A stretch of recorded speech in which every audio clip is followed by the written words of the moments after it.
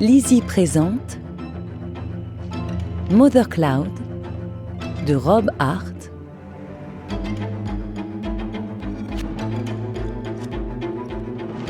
lu par Léo Vaniro et Florian Wormser.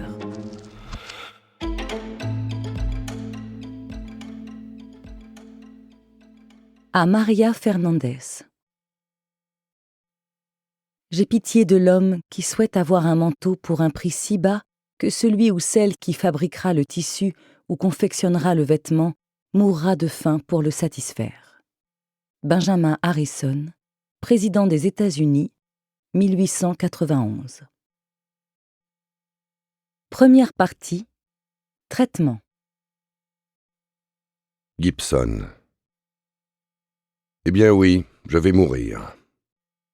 La plupart des gens vont jusqu'au bout de leur vie sans savoir quand ils atteindront la limite. Simplement un jour, les lumières s'éteignent. Moi, j'ai une échéance. Je n'ai pas le temps de rédiger mes mémoires, même si tout le monde me dit que je devrais écrire un livre sur ma vie. Un blog colle mieux à ce que je veux faire, non? Je ne dors pas beaucoup ces derniers temps, alors ça occupera mes nuits blanches. De toute façon, dormir, c'est bon pour ceux qui n'ont pas d'ambition. Au moins comme ça, je laisserai une trace écrite. Je tiens à vous donner ma version de l'histoire plutôt que celle de types qui essaieront de se faire de l'argent sur mon dos ou élaboreront des suppositions fumeuses. Mon travail m'a appris une chose. Les suppositions sont rarement pertinentes. J'espère que ce sera une belle histoire parce que j'ai l'impression d'avoir eu une belle vie. Vous êtes sûrement en train de penser... Monsieur Wells, vous pesez 304,9 milliards de dollars, ce qui fait de vous le plus riche des Américains et la 4e fortune de la planète, donc évidemment que vous avez eu une belle vie. Mes amis, là n'est pas la question. Ou plutôt, pour être plus précis, les deux choses ne sont pas liées. La vérité, c'est que j'ai rencontré la plus belle femme au monde et que je l'ai convaincue de m'épouser avant même d'avoir un sou en poche.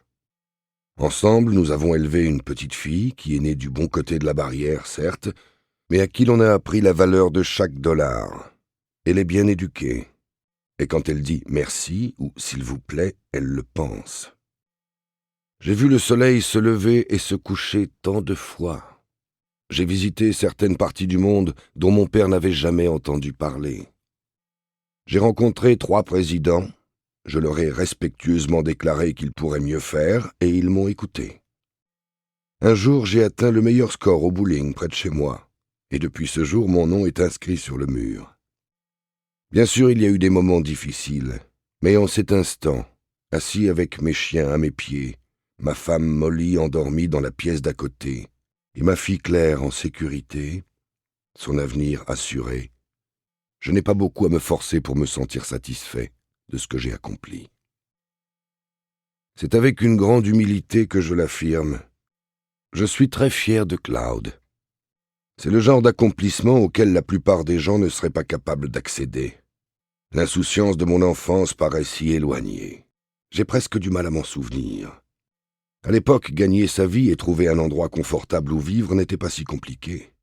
Mais avec le temps, ça s'est transformé en luxe et finalement en chimère. Quand Cloud a commencé à bien marcher, j'ai compris que cela pouvait devenir plus qu'un magasin, que cela pouvait apporter une solution, aider cette grande nation qui est la nôtre, rappeler à tous le sens du mot « prospérité ». Et Cloud l'a fait. Nous avons donné du travail aux gens, nous leur avons donné accès à des biens abordables et aux services médicaux. Nous avons payé des milliards de dollars d'impôts. Nous avons été à la pointe de la réduction des émissions de carbone ainsi que du développement de comportements et de technologies qui sauveront notre planète. Nous y sommes parvenus en nous concentrant sur la seule chose qui compte dans la vie, la famille.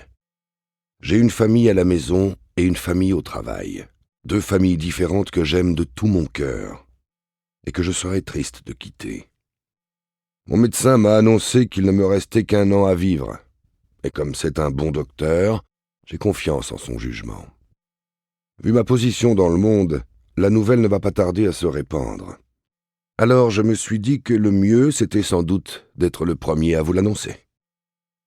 Cancer du pancréas, stade 4. Le stade 4 signifie que le cancer a gagné d'autres parties de mon corps, en particulier ma colonne vertébrale, mes poumons, mon foie. Il n'y a pas de stade 5. Le problème avec le pancréas, c'est qu'il se planque au fond de l'abdomen. Dans la plupart des cas, le temps que les médecins trouvent ce qui cloche, il est déjà trop tard pour intervenir.